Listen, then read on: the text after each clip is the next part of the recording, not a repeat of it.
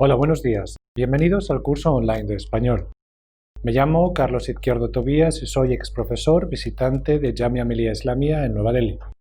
Ahora nos encontramos en el módulo 28 del paper Introducción al cine latinoamericano.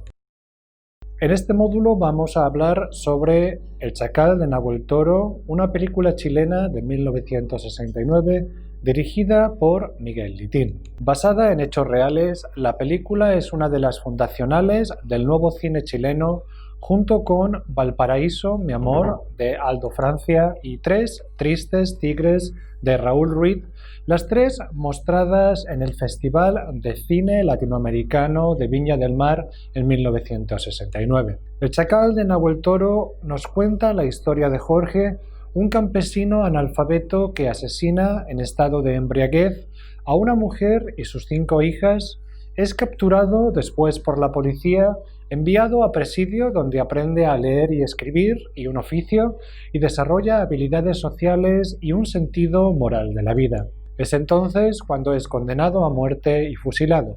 El filme denuncia la marginalidad bajo la que vivían los campesinos de la época y la ineficacia del gobierno para generar estructuras igualitarias en la sociedad chilena. El campo chileno de la época sufría aún formas de dominación que provenían de tiempos coloniales. Antes de adentrarnos en el mundo de la película, recordemos la figura de su director Miguel Litín. De padre palestino y madre griega, Miguel Litín nació en Palmilla, Chile, el 9 de agosto de 1942. Estudió arte dramático en la Universidad de Chile y trabajó en el canal de televisión de la misma. Participó en varios proyectos del Centro para el Cine Experimental, institución que promovía el género documental. A finales de los años 50 y principios de los 60, la popularidad del documental se extendió por Chile y otros países latinoamericanos como un género capaz de denunciar las desigualdades sociales y económicas en estos países. Litín concibe el cine como un arma de denuncia social, un instrumento que permite reflexionar sobre la situación sociopolítica de Chile y Latinoamérica y mostrar su compromiso con los sectores populares de la sociedad. Entre los temas que el director escoge para su proyecto político cinematográfico se encuentran el asesinato de Salvador Allende y el golpe militar de Augusto Pinochet, la revolución sandinista en Nicaragua o las luchas de campesinos y trabajadores en el continente. Entre sus primeros trabajos se encuentran Por la tierra ajena, de 1965, en el que aborda el tema de la pobreza infantil, y El Chacal de Nahuel Toro, de 1969, que junto a Valparaíso, mi amor, de Aldo Francia y Tres tristes tigres de Raúl Ruiz, es considerada el origen del nuevo cine chileno. Como veremos en este módulo, El Chacal de Nahuel Toro es una poderosa denuncia de la discriminación bajo la que vivía el campesinado, con un gobierno que se permitía juzgar sus crímenes, pero que no ofrecía soluciones a su miseria moral y económica. El filme logró gran popularidad para su director, que en 1971 se convirtió en el director de la empresa estatal Chile Films. Litín tuvo que salir al exilio en 1973 tras el asesinato del presidente Salvador Allende a manos de las Fuerzas Armadas de Chile durante el golpe de Estado que pondría al dictador Augusto Pinochet en el poder. La producción del filme La Tierra Prometida, sobre los problemas que azotaron a los campesinos en los años 30, y su falta de apoyo gubernamental quedó interrumpida. Litín pudo, sin embargo, terminarla más tarde en Cuba. En México, el realizador chileno rodó en 1964 Actas de Marusia sobre las protestas y posterior represión de los trabajadores salitreros del norte de Chile a principios del siglo XX. Otra de las obras más destacadas es Alcino y el Cóndor, de 1982, que se realizó como una colaboración entre México, Cuba y Costa Rica. Con el conflicto de la revolución sandinista en los años 70 contra Anastasio Somoza, al que apoyaban los Estados Unidos, el filme nos cuenta la historia de Alcino, un niño que desea volar como un cóndor. En 1985, Litín regresó a Chile clandestinamente, haciéndose pasar por un ejecutivo uruguayo para rodar Acta General de Chile, una serie de televisión de 4 horas en la que analiza la historia reciente de Chile. En 1990 rueda Sandino sobre el guerrillero nicaragüense Augusto César Sandino para regresar el mismo año por fin a un Chile democrático. Rueda entonces Los náufragos de 1994, en la que reflexiona sobre el arduo retorno de los exiliados. En el nuevo siglo, Liting ha estrenado Tierra del Fuego del 2000, sobre el ingeniero judeo-rumano Julius Popper y su participación en el genocidio del pueblo amerindio Selknam Ugona a finales del siglo XIX en Tierra de Fuego. Asimismo, el director chileno ha buscado en sus raíces palestinas el material para Crónicas Palestinas del 2002 y La última luna del 2005. La primera película es un documental sobre el día a día en los territorios ocupados, mientras que la segunda es una obra de ficción sobre la amistad de un palestino y un judío en 1914 en Palestina. La figura de su admirado Salvador Allende y su entorno regresa como base de sus dos últimas películas, Dawson Isla 10 del 2009 y Allende en su laberinto del 2014. Vamos a ofrecer ahora una sinopsis de El Chacal de Nahuel Toro. El Chacal de Nahuel Toro está formada por 5 secciones que narran la vida del campesino José, el Chacal de Nahuel Toro, desde su infancia hasta su ejecución por el asesinato de una mujer y sus 5 hijas.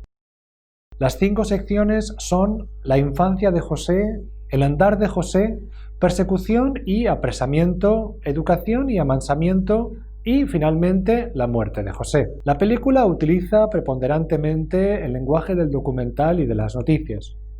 En primer lugar, se nos muestra al campesino José, también conocido como Jorge, en custodia policial y rodeado por una multitud enfurecida que lo llama asesino. Escuchamos entonces la voz en off de José, que en la sección La infancia de José nos cuenta sobre su infancia carente de educación y afecto y de cómo creció realizando múltiples trabajos, siempre maltratado por sus patrones. Regresamos al presente cuando José es transportado por la policía. Un periodista desde la multitud nos informa sobre el sextuple asesinato. En la sección El andar de José, el protagonista narra cómo, ya de adulto, regresa a la casa materna y encuentra que su madre ha tenido más hijos. Termina en la cárcel y al salir continúa una vida mísera de robos pequeños. José es rechazado allá a donde va, excepto en la vivienda de Rosa Rivas, una viuda con 5 hijas pequeñas. Rosa es desalojada de la vivienda en el rancho donde trabajaba su marido y José se une a Rosa y sus hijas, que han de vivir ahora a la intemperie con apenas recursos. Regresamos al presente cuando José es interrogado por el juez instructor del caso acerca de las circunstancias del múltiple asesinato. Mientras tiene lugar la conversación, varios flashbacks nos muestran escenas del crimen. Tras una discusión, José, borracho, acuchilla a la mujer y a sus 5 hijas. Cuando el juez le pregunta por qué asesinó también a las niñas, José responde que fue para que no sufrieran. La tercera sección, persecución y apresamiento, combina la detención de José con la llegada a Nahuel Toro de los cadáveres de las víctimas. El campesino es seguidamente llevado a prisión. Comienza entonces la sección cuarta titulada Educación y amansamiento. José comienza a relacionarse con otros presos y paulatinamente pasa a formar parte de la vida comunitaria de la prisión.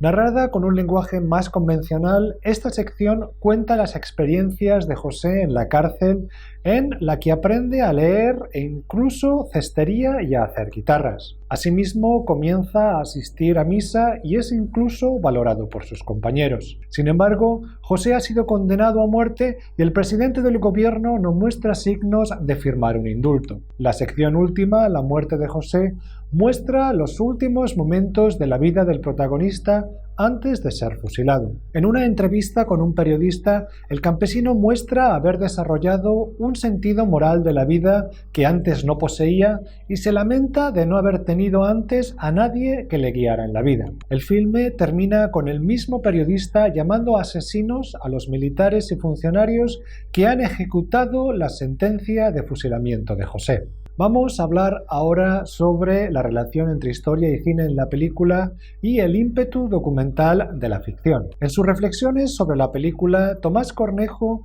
comienza recordándonos cómo el cine propone una versión alternativa de la historia académica Y para ello cita al historiador francés Marc Ferro cuando éste habla de una visión fílmica de la historia.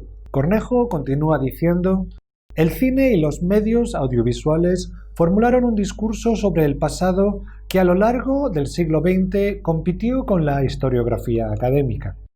Con intenciones de propaganda ideológicas o de entretenimiento e interés comercial, las cintas de contenido histórico han sido innumerables. Estos han generado un banco de imágenes en movimiento considerable, proveyendo de narraciones sobre espacios temporales más o menos cercanos, que quedan dotados de un sentido e integrados en un relato de lo histórico que encuentra eco en el presente. Uno de los aspectos innovadores de la película de Litin en relación a la recuperación de la historia es su énfasis en un personaje individual que no pertenece a la historia de las grandes gestas y que cuestiona el discurso de progreso de Chile de mediados del siglo XX.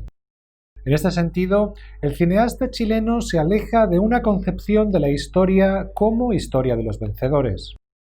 Cornejo apunta que el cine se adelanta aquí a la historiografía nacional que, al despuntar la década de 1970, seguía mayoritariamente marcada por formas clásicas de entender y practicar el oficio, aferrada a un conjunto restringido de documentos oficiales, a partir de los cuales se construía un relato monolítico de las instituciones y el sector social minoritario que las había encabezado. En el filme, José representa al campesinado, al peonaje y al guacharaje, grupos sociales fuera de esta historia oficial. Miguel Litín construyó su guión basándose en hechos reales y llevando a cabo una investigación que recuerda a la del historiador de oficio.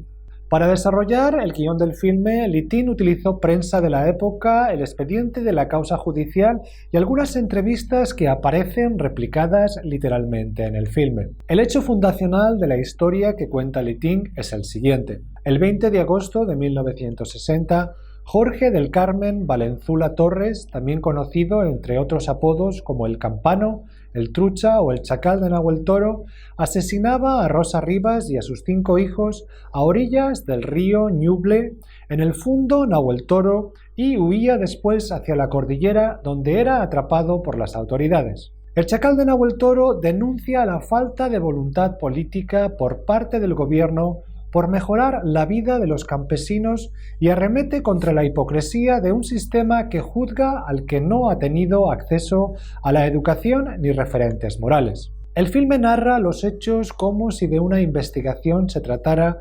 justificando así el uso de recursos del documental y los noticieros. El uso de técnicas del documental traduce el interés de Litín por unas técnicas que había absorbido en el entorno del Centro para el Cine Experimental en la Universidad de Chile. Litín, de ideas marxistas-leninistas, como él se define, muestra desde el principio de su obra una gran preocupación por la situación social y política de la sociedad chilena y encuentra en el documental un arma para denunciarla.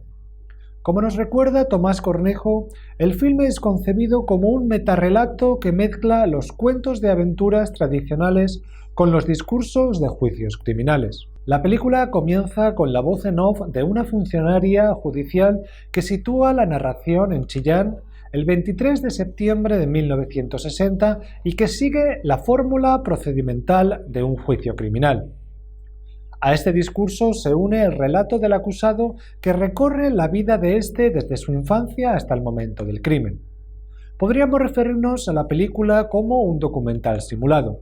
El uso constante de cámara en mano está destinado a la recreación de varios efectos. Por un lado, reproduce el efecto documental, especialmente en las escenas que reconstruyen el crimen y el procedimiento judicial. Por otro lado, crea la ilusión de una visión subjetiva, especialmente en la escena del crimen. En general, la cámara en mano produce la sensación de que estamos realmente allí presenciando los hechos. Hay también momentos en los que el movimiento inquisitivo de la cámara parece replicar la curiosidad de un posible espectador. Para mantener la verosimilitud de la historia, esta se rodó en los lugares reales donde ocurrieron los hechos. Siguiendo las propuestas del neorrealismo italiano, Muchos de los actores que aparecen en el filme no son actores profesionales. La mayoría de los personajes en las escenas de San Fabián de Alico y Nahuel Toro son en realidad originarios de tales localidades y como tal conocían los hechos. Los presidiarios que acompañan al chacal eran presos reales. En palabras de Cornejo, hay una apuesta respecto a que la geografía humana y física del entorno de José pudieran explicar sus experiencias. Finalmente, en este proceso de recreación de los hechos, hay que destacar la impresionante labor del actor Nelson Villagra que interpreta al chacal. Villagra se puso en contacto con los campesinos de los lugares donde acaecieron los hechos y convivió por un tiempo con presidiarios con el fin de recrear, por medio de cambios en el lenguaje corporal y verbal, la transformación de su personaje de uno marginado e incapaz de expresarse, el campesino analfabeto, a otro que aprende a comunicarse, el hombre reformado con valores patrios y religiosos. Casi 60 años después de su estreno, El Chacal de Nahuel Toro sigue suscitando debates y análisis que sitúan la película en la intersección entre historia y cine. En el 2016, el portal de cine chileno Cine Chile consultó a cineastas, actores, investigadores, académicos, periodistas y críticos de cine y declaró El Chacal de Nahuel Toro como la mejor película chilena de todos los tiempos. Y terminamos aquí este módulo dedicado a El Chacal de Nahuel Toro. Muchas gracias.